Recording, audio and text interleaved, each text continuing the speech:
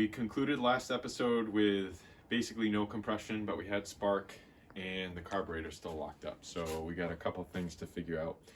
I talked to a couple friends who consulted about the just zero pressure thing, and one of them sent a bunch of literature talking about how there's ways to try to get pressure back. And I did a bunch more research on myself, and I figured out, or started to theorize, that this engine, or the top end of this engine, has been dry for a really long time. So I looked up again, I've used this before, Marvel Mystery Oil, and my thought is, and I've already been doing this a little bit, is try to put a little bit on top of each cylinder, let it lubricate, let it soak in. It's meant to lubricate, it's meant to kind of decrud stuff. You can put it in fuel, you can put it in oil, and a lot of people just put it right on top of the cylinders when things are stuck. So it's been working, and I'll show that in a little bit. The engine's actually turning faster, which is good, but I haven't checked compression, which we're gonna do soon.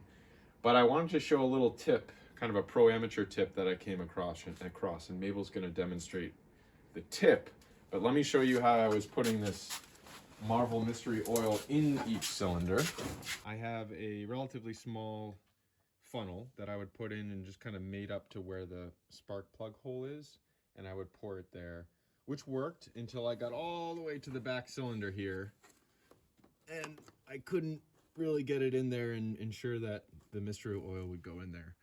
And plus, I was thinking about it, I don't even know how much oil I was putting in each cylinder, and I'm just kind of letting it ooze in there. So I came up with another idea that Mabel's going to show you, that anyone's going to be able to do if they have kids that are under 10 years old in their house, and I'll explain why in a minute.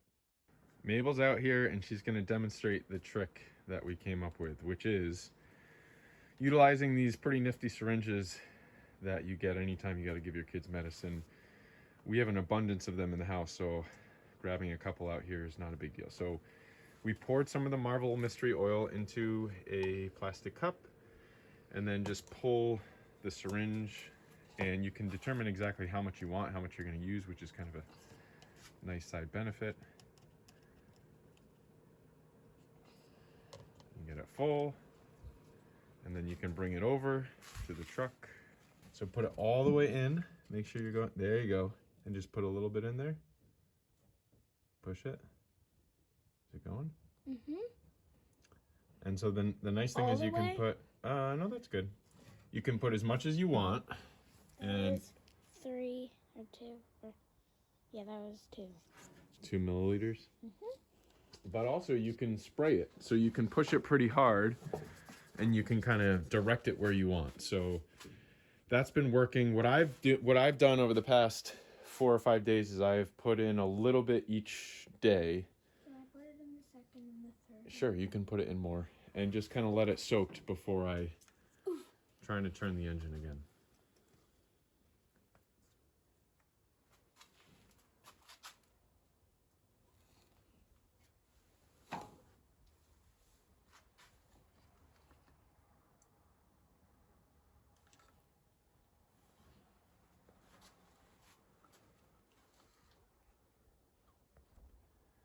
I've got the compression tester hooked up to cylinder 2 right now. I already did a compression test on cylinder 1, and I'm just going to look at cylinder 2 to see if it's equivalent or not. But I'm going to turn it over. You can actually hear that it's moving faster, which is a good thing. Still not sure if it's as fast as it should be moving, but let me see if I can show what I'm getting for pressure on cylinder 2.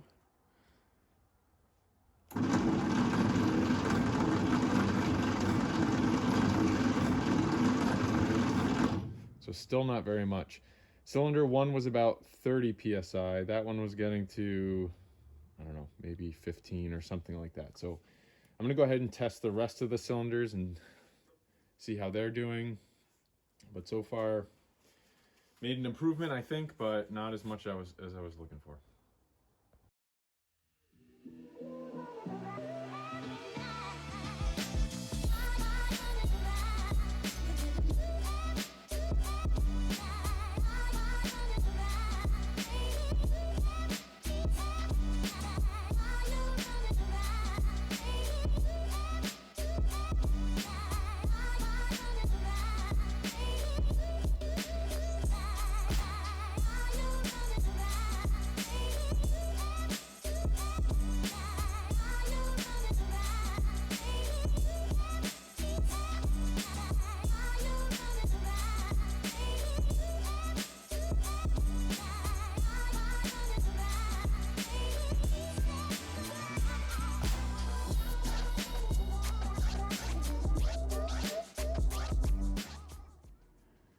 despite the low compression and some other oddities that are going on, I think I'm gonna try to get the ignition system a little bit better than it was and replace some of these alligator clips as I was hot wiring the battery directly to the coil ignition. And this is where having a shop manual is actually pretty awesome.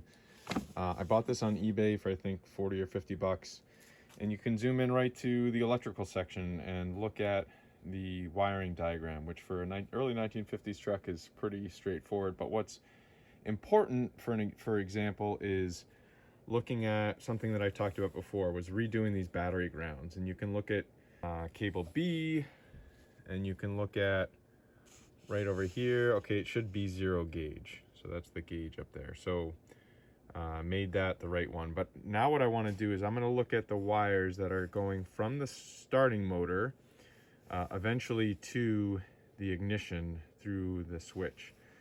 So I'm going to look at cable 5 here. So cable 5 is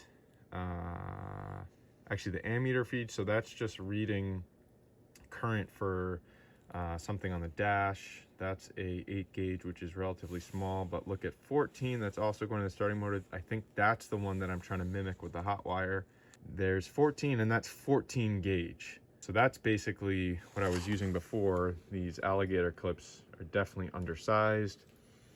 And then in one last episode, I also made a wire to go from the ignition coil to the distributor, which would be 80 here. And I made that out of whatever I had laying around, which was not 14 gauge. So I'm going to make a kind of a more proper wire for the alligator clips, even though it's still temporary, and remake the coil to distributor one and make it a little bit longer too. So we'll make those, get those back on the truck, and see if we can actually get ignition cranking it over. I still need to figure out about this carburetor, which I've let soaking. If I can get the main throttle body or throttle valve open, I might use that, or I might just spray starting fluid back into the truck as I was doing before. So let's make a couple cables.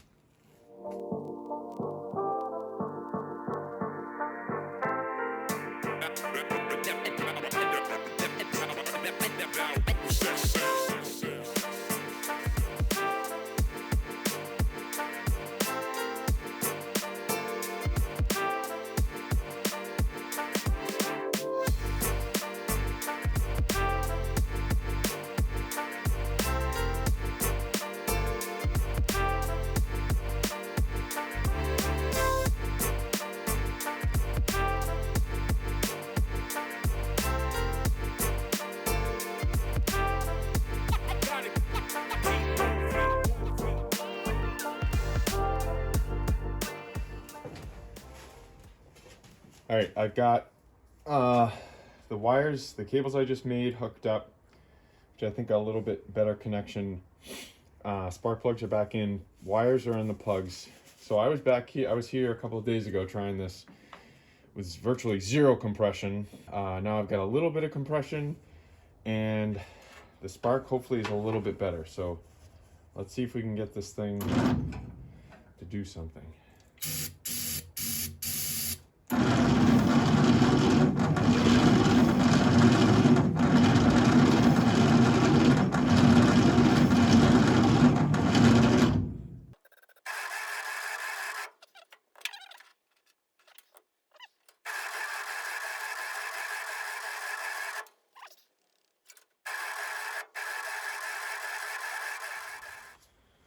One thing that I noticed when I was doing the compression test is that even though all of the pressures were pretty low, some of the back cylinders would get up to 30 psi, maybe a little bit more, and then the engine would crank, but it would go down to 0, which makes me think maybe it is a valve guide or a valve train issue. So I'm gonna kind of quickly take the valve cover off and see if I can lubricate anything that I can, including the valve stems, or anything else there. So I'm going to pop this off. I've already had this off once, so I know it'll come off.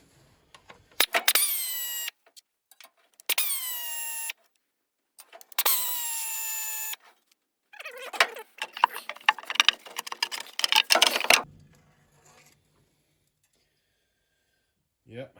Okay, so still got oil up there. It actually looks like somewhat fresh oil. And of course, they just got a little dirty from the crap outside, but let's see. I'm gonna turn it over.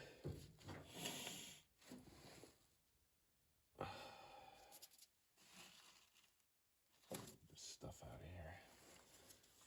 I don't have power going to the ignition right now, or the ignition system. Just see if I can notice anything, any valves getting stuck or anything like that.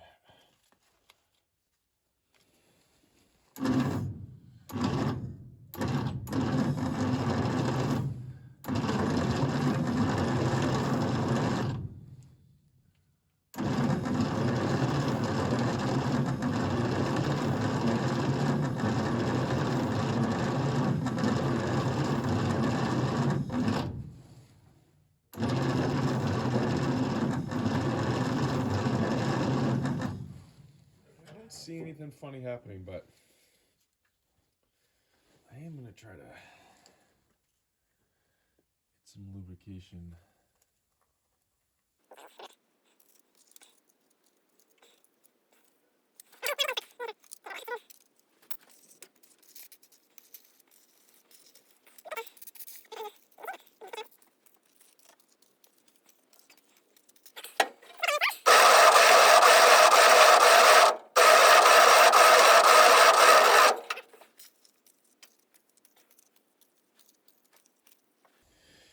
All right, we'll let that sit and try it again later.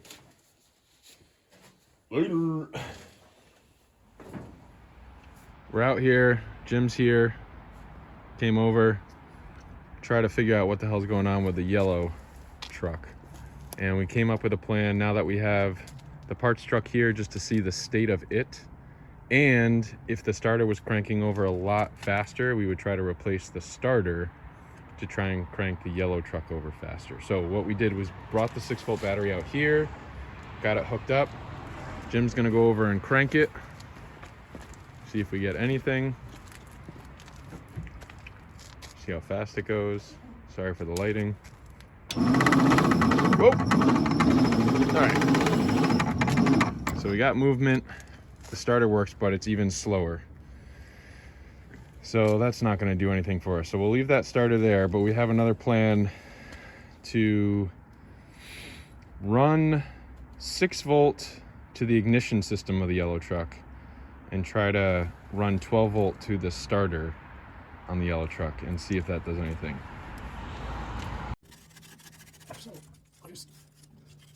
So I can't get to this nut back here, but I'll clean it off. So I get a good contact up here, and then I'll measure the voltage to see if I have a good voltage back here. But of course, that's yeah. I just don't know that we were on this positive terminal really well. All right, Jim and I played around for a while with trying to get 12 volts directly to the starter. And we did that with jumper cables and a bunch of other things, but the ground is not consistent. So what we ended up doing was putting the 12-volt battery from the Scout over there in here, hooked up directly to the starter solenoid, the way the 6-volt battery was connected originally, just to see if it'll actually crank. And I will show that. So we got the remote starter switch hooked up. Ignition is not hooked up because we don't want to put 12 volts through there, but as you can tell, it rotates at about the speed I was expecting it to rotate. So I think the next step is going to be recheck compression at this starter rate and see if that bumps it up by any means. We've got 12-volt battery driving the starter, which I just showed. So the engine's cranking over a little bit faster. I am going to check the compression one more time, but I'm going to put the valve cover on first. You saw I did lubricate the valves a little bit, so hopefully that helped with a PV blaster. But I just want to cover it back up so I don't get more crud in there. And then I'm going to take all of the spark plugs out one more time to do that compression test and see where we're at.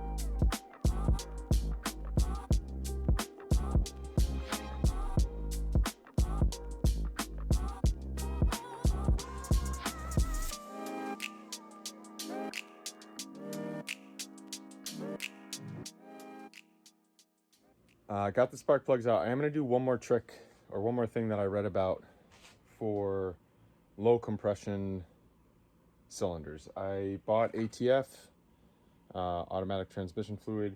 It's supposed to be good for just some additional lubrication, but also to help clean stuff out. So I'm going to put another squirt using the same method that I did previously with the Marvel Mystery Oil. I'm going to do, a syringe full in each cylinder, and then crank it over a little bit, let that ATF kind of get in the system, and then crank it over and see what I got for compression.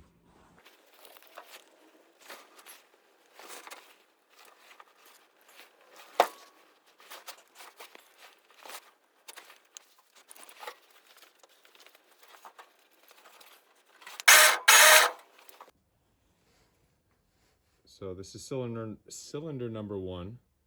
See the gauge there. Let's see.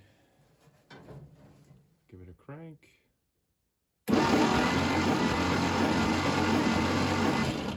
Oh yeah, awesome. Okay, so looks like something's going on with the Schrader valve there, but I couldn't exactly see because I was trying to hold it, but I think it's definitely above 60, which is not super strong, but it's not 0 and it's not 30. So I'm just gonna go down the line and just see if there's any kind of misfit cylinders that are super low.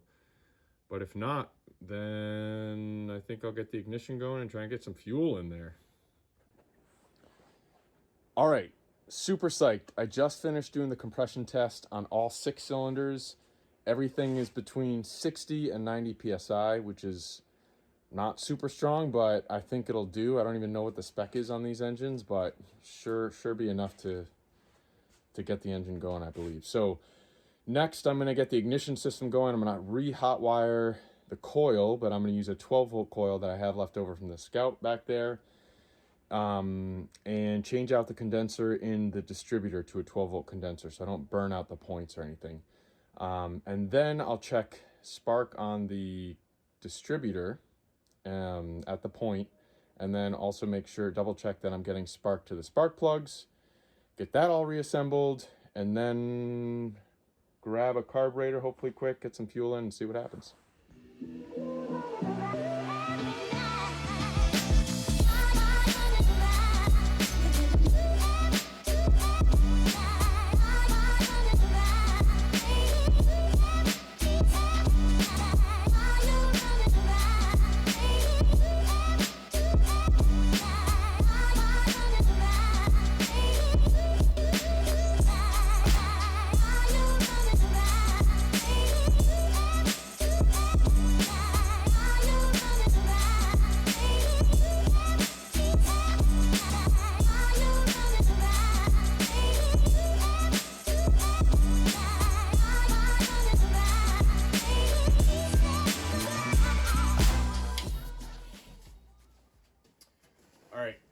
New carb from Rusty Bobby on here.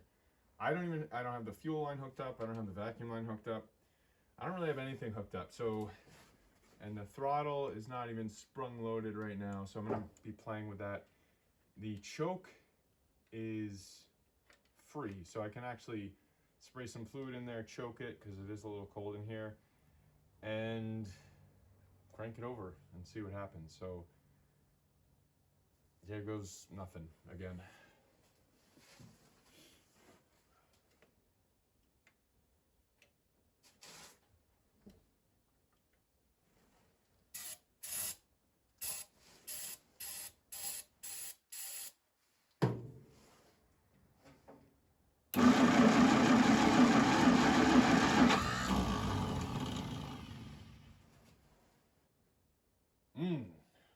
the starter disengaged. But now it's engaged again, so hopefully I don't burn the starter out doing this. 12 volts.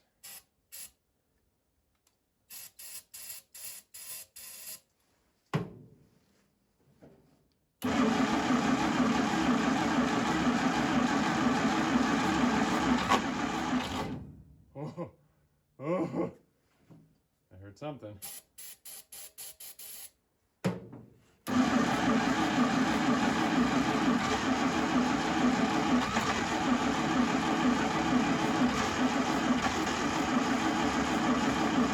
It's definitely wanting to go.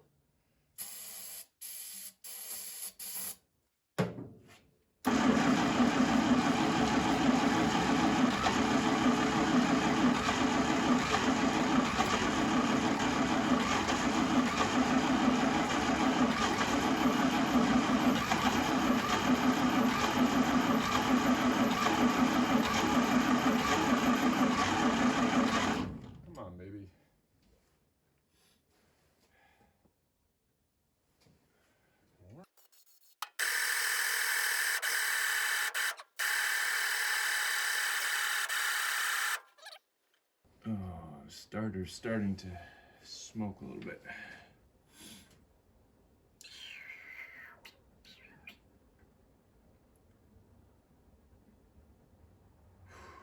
All right, I'm gonna give it a rest.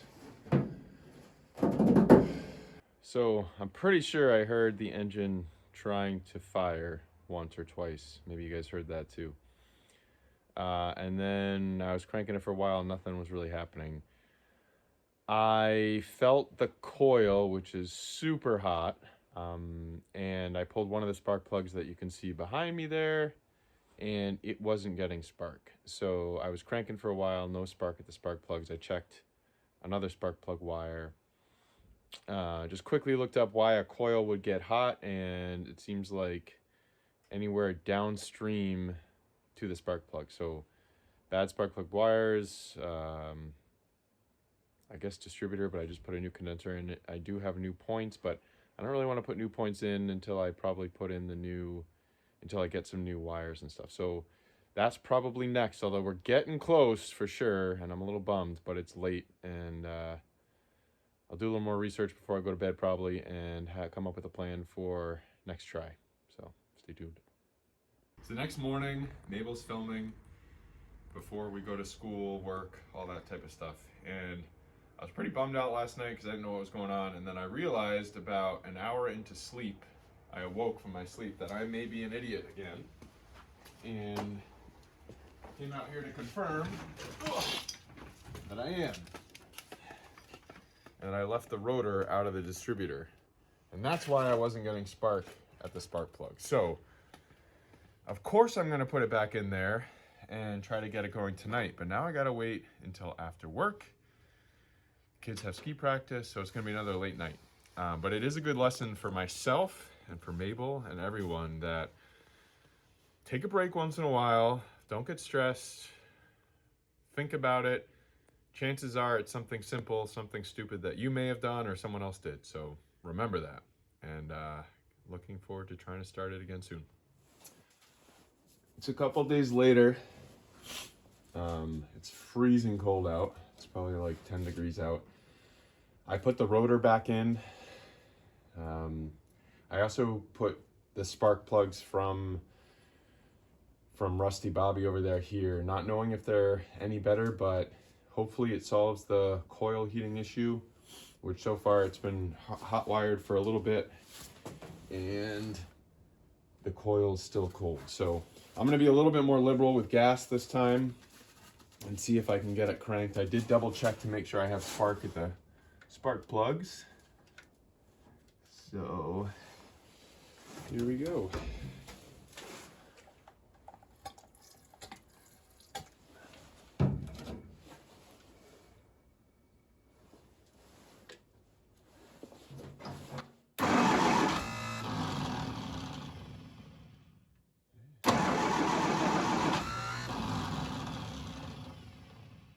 Starter doesn't like that. Come on. Really?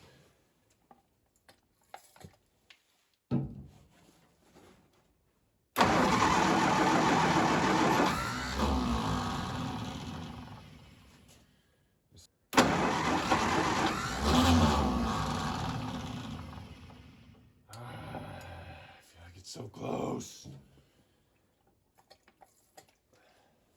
Come on, baby.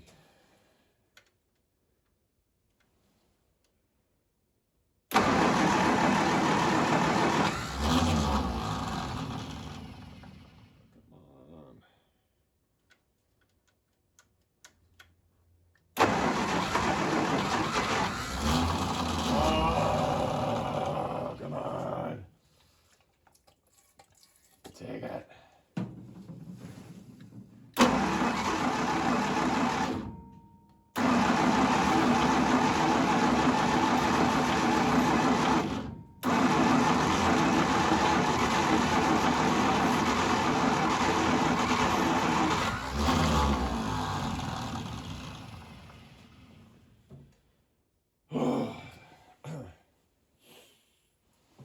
I don't want to flood it.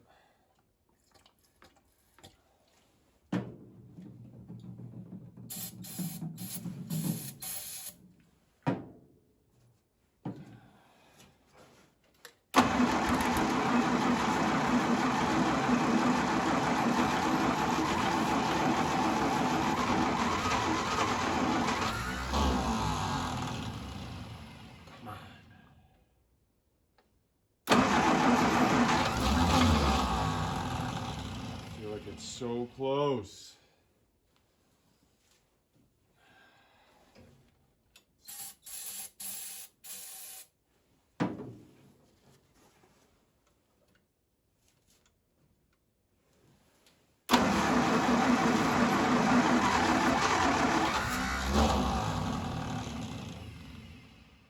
Oh.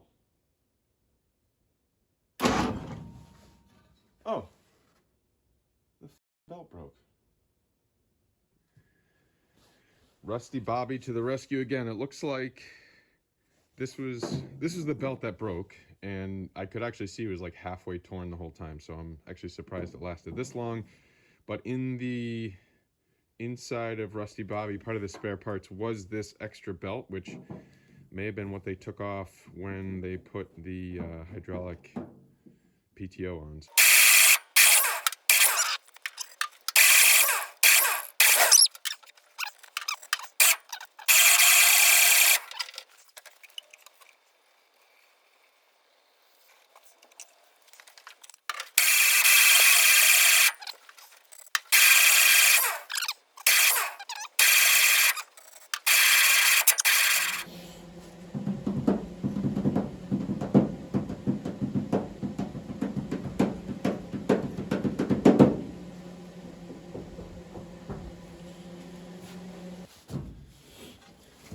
Off camera, I checked the coil that was in there before, the 12-volt coil, and it was still getting super hot. And I checked spark, and I wasn't getting spark to the spark plugs.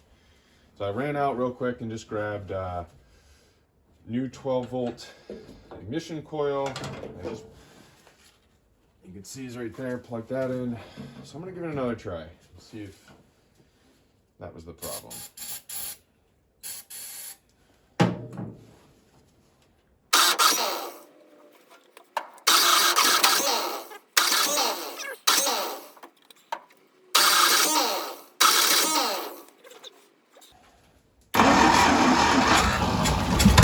Woohoo!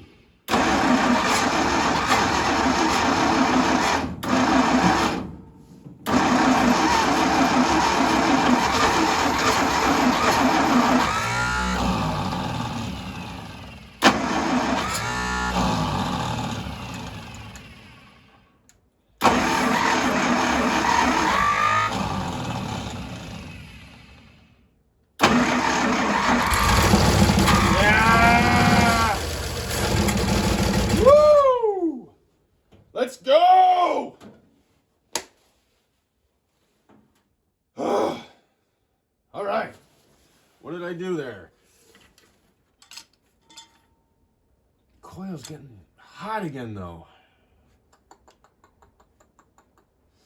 Something downstream is maybe like ignition system is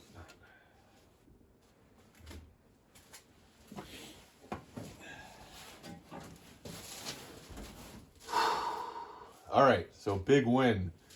So it will run, which is awesome. Didn't get it to run steady, but that's not too surprising because I'm baby feeding gas and starter fluid to it. So I think I got a couple things in the short term that I got to figure out.